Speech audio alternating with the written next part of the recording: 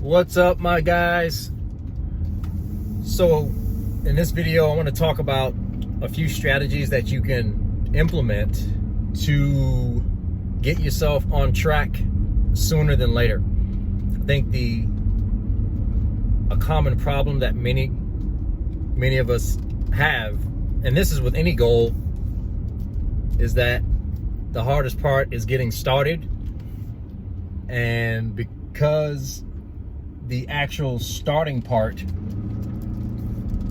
seems more difficult than it is for many people, we don't get started, and that's when the procrastination kicks in. So with that being said, as it relates to getting back on track with your fitness, as it relates to getting back on track with your nutrition, these are some of the inner game concepts, the paradigms that I tend to lean on myself personally, and these are the concepts that tend to work with the clients that I coach and people who choose to implement them. So the first idea is you can always do less. Okay? A lot of times especially when we're getting started, we have this whole mental checklist of things that we know we need to do. We have this long laundry list of things that we want to accomplish. And if we get too focused on the long laundry list, again, it tends to keep our paradigm in paralysis analysis. It keeps us in this mental state of overwhelm, and that's when we tend not to take action. So with this concept of it's okay to do less, the reason why this is important is because this is an easy way to gain brownie points with your psyche, for lack of a better explanation. This is a way to start to build inner confidence, because at the end of the day, confidence isn't built. There's no confidence fairy that's gonna show up at your door. The confidence comes from the execution, and the confidence comes from the execution done in a competent way. So even if you're doing 5 minutes of exercise a day, you're checking the boxes and you're moving the needle, rather than thinking that you have to do this long 2-hour workout to feel accomplished. That's extremely far from the truth.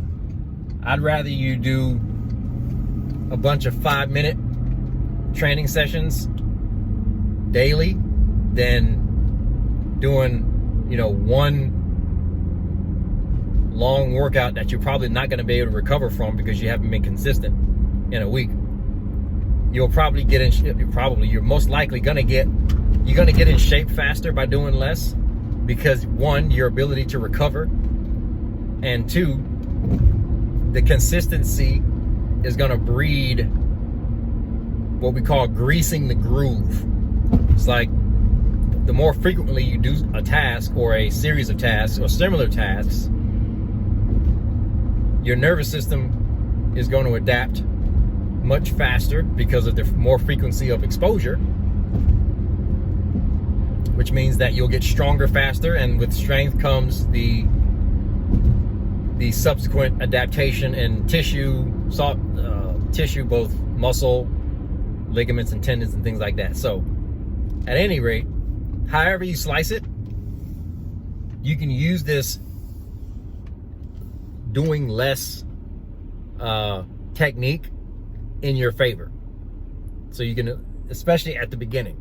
So I think that's one thing that works extremely well. It's something that I use on an ongoing basis, either as a maintenance type of routine or as a as like an unloading type routine.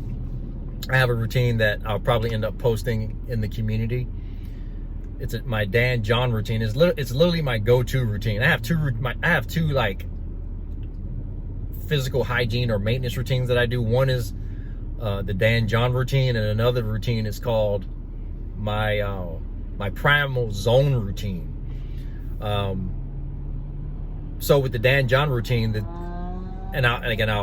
I'll end up posting the actual schema of this, but essentially the Dan John routine it's 5 exercises, and 3 of them you're doing 2 sets of 5, and the other 2 you're doing 1 set.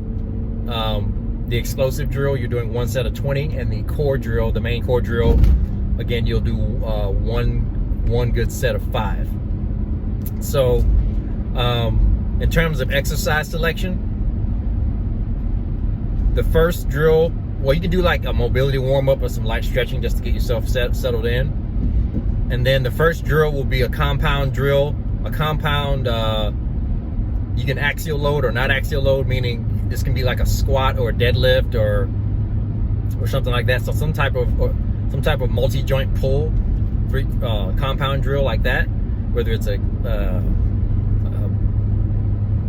kettlebell deadlift or barbell deadlift or front squat or back squat or something like that. Even you can do reverse lunges in this case. So that's your first drill, 2 sets of 5. Second exercise is a compound push up, military press, overhead, incline press, kettlebell presses, dips, XYZ. Third exercise is a compound pull or an isolation pull, depending on it. You can do a strict cheat curl. If you're only doing 5 reps, it's an opportunity for you to go heavier on the weight because it's only 5 reps. This is where these low reps, low sets can really get you stronger.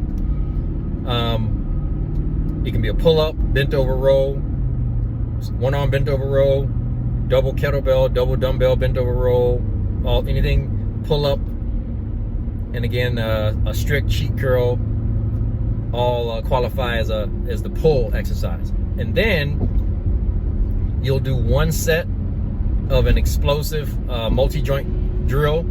My choice is typically kettlebell swings of some sort, maybe some snatches depending on how I do it. Or you can do, if you don't have anything, you can do burpees or even just body weight air squats for a set of 20 to 30 reps. Just 1 set of 20 to 30 reps. And then finish up with 1 set of an anterior chain exercise, whether it's just a strict full-on sit-up, whether it's an ab wheel type exercise or a hanging leg raise type deal or a Swiss ball forward roll or some variation of that, which is what I typically go to. And that's pretty much it. That's one of my maintenance routines. Like,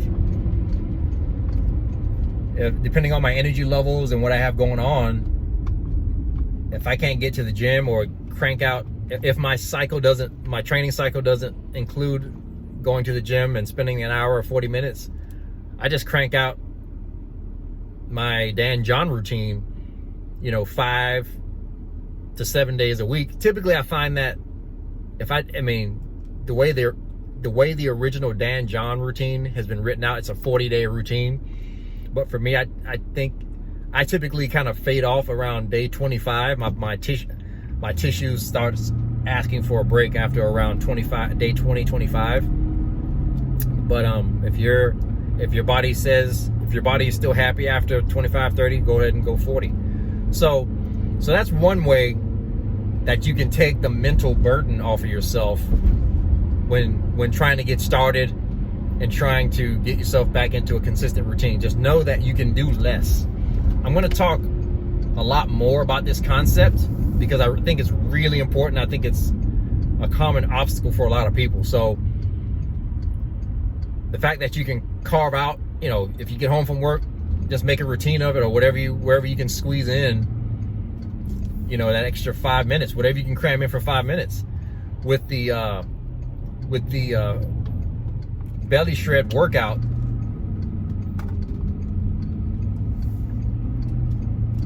will, sorry, I'm looking at somebody using some interesting driving techniques. With the belly shred workout, when you're first learning the routine, this is a perfect time to do this type of routine. There's 14 different drills in the whole routine, but if you're learning the drills, you can practice 2 drills a day and be good to go. So you're not really in training mode yet. You're onboarding. You're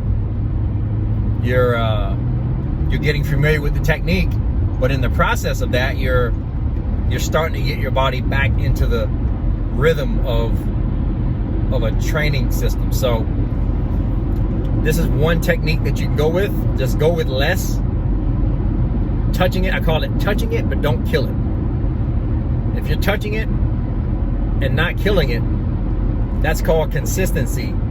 And if you're being consistent, it's a foregone conclusion that you're gonna start to get into a rhythm and start making some real progress sooner than later. All right, guys, I hope that helps.